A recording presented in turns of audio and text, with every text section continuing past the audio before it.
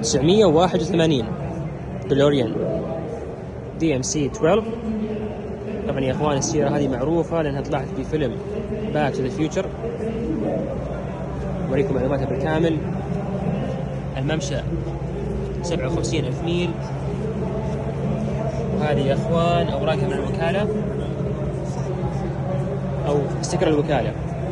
طبعا السيارة بيجي معها الهات ويلز تبعها.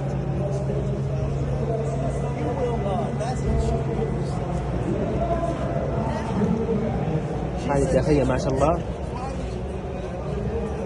طبعا الراديو يا اخوان معدل ففي بلوتوث.